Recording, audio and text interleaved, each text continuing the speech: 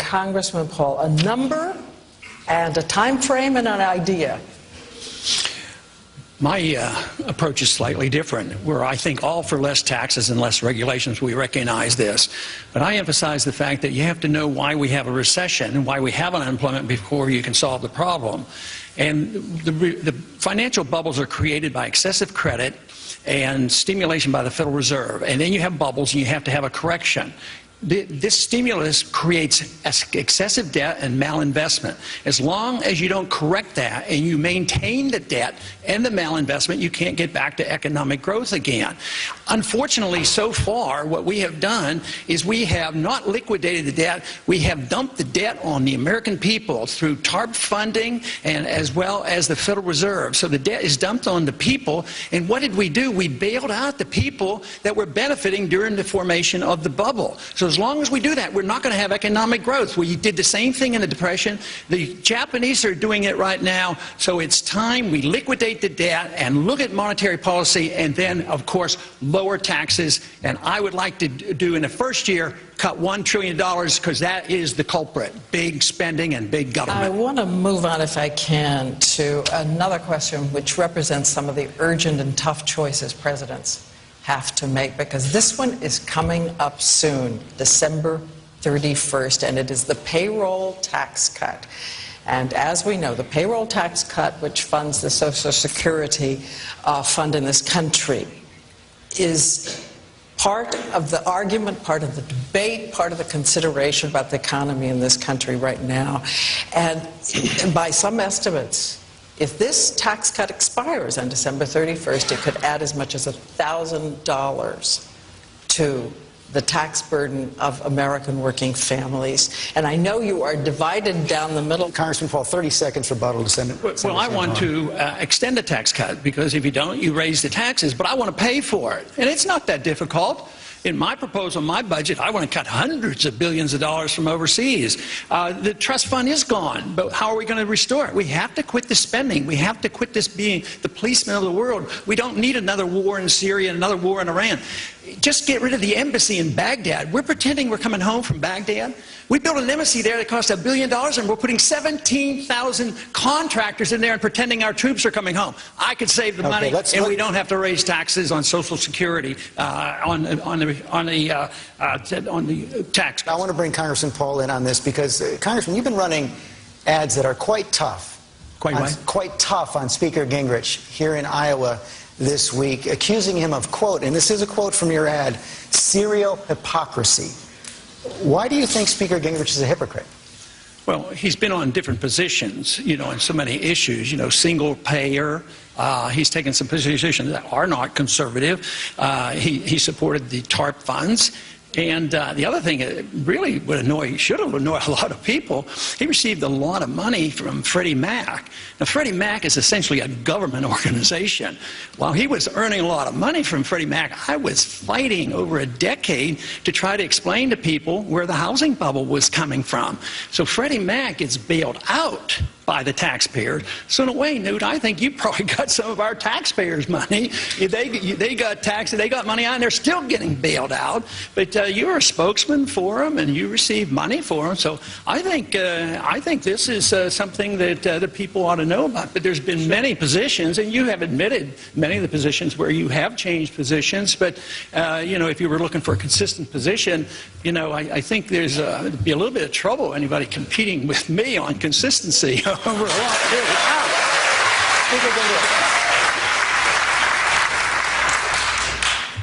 Well, first of all, as you say normally in your own speeches, the housing bubble came from the Federal Reserve inflating the money supply. Now, that's the core of the housing bubble. And I happen to be with you on auditing the Fed and frankly, on firing Bernanke.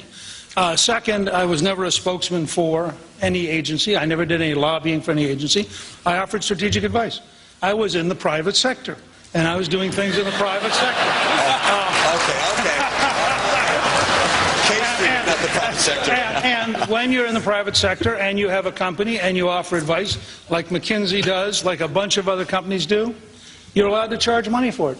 What about it? It's called free enterprise. It's the taxpayers' money, though. We had to bail these people out. Should voters consider marital fidelity when making their choices for president? Congressman Paul, what's your view on this? You know, I think character is obviously very important. I don't think it should be necessary to have to talk about it. I think it should show through in the way we live. And I think it should show through in your marriage. And I happen to have been married for 54 years and a family person. But I don't think we should have to talk about it. But you know what?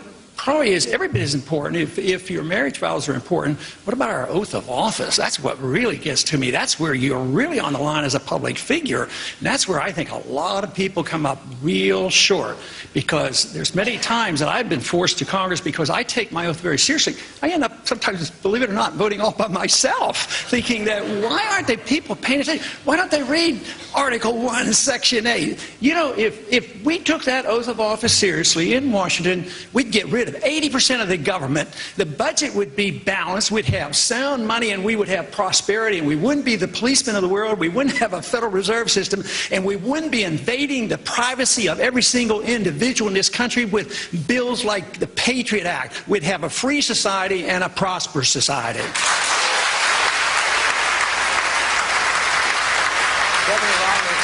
Speaker Gingrich caused something of a stir overnight in the Middle East with comments he made in an interview with the Jewish channel in which he called the Palestinians an invented people. And I just wondered, Congressman Paul, if I can start with you. Do you agree with that characterization that the Palestinians are an invented people? No, I don't agree with that, and that's just stirring up trouble.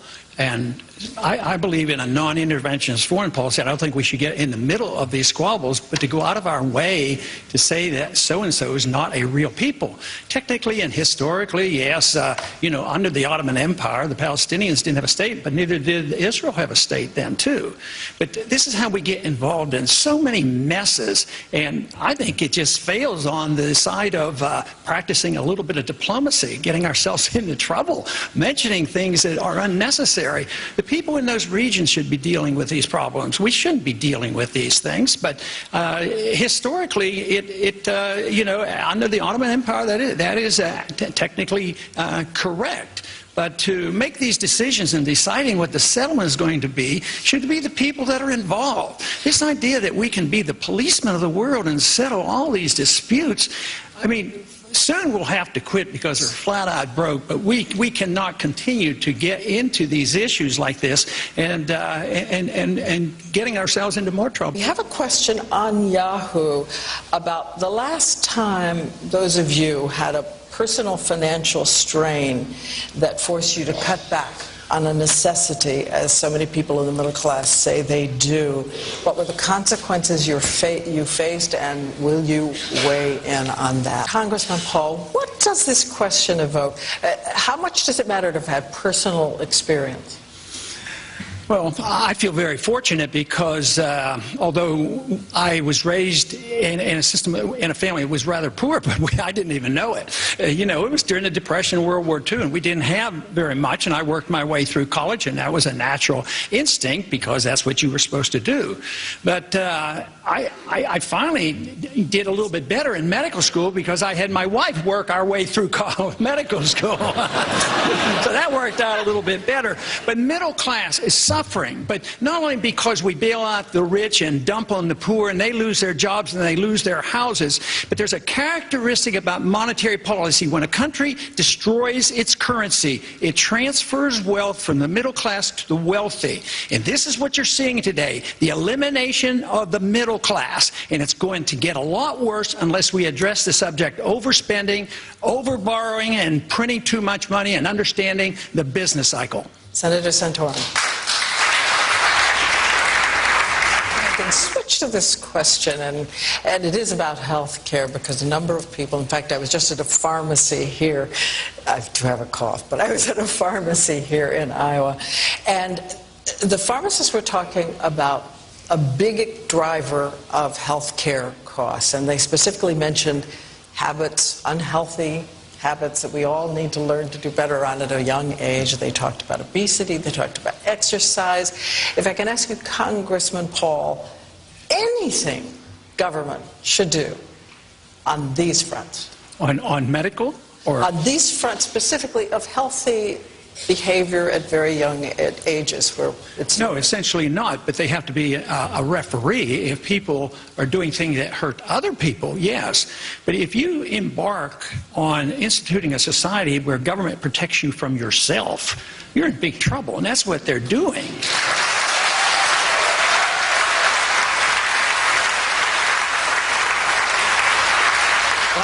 I think what we've had here is a demonstration of why should we have a candidate that's going to have to explain themselves. 70% of the people want further explanations on what your positions are. So I think that is endless. But you talk about the Obamacare using force.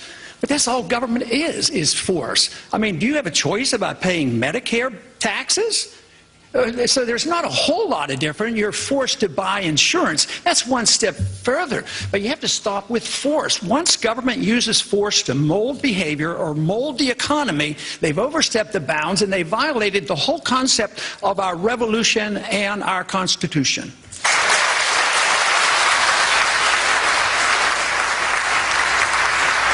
As a form of closing statement, we just want each of you, you're all running against each other, but in these last few minutes, if you stick to the minute, we will not run over the commercial. Tell us the one thing you've learned from someone else, one of your challengers on stage. Governor Perry. I tell you, Congressman Paul got me really intrigued with the whole the Federal Reserve, and I've spent a substantial amount of time reading about and Currency Wars, the book by James Ricard's. But Congressman Paul is the individual on the stage that got me most interested in a subject that I've found to be quite interesting and at the root of a lot of the problems that we have, and I thank you for that. But the one thing that I found outside of these fine individuals on this stage is that the people of this country, really want to get America back on track. I always find the principle of leadership to be most interesting. And as I look at the people on the stage, each exhibits different qualities of leadership, and they've each exercised leadership in different ways. One of the things about Ron Paul that always amazes me is when I come to a debate like this, the only signs I see are the Ron Paul people out there in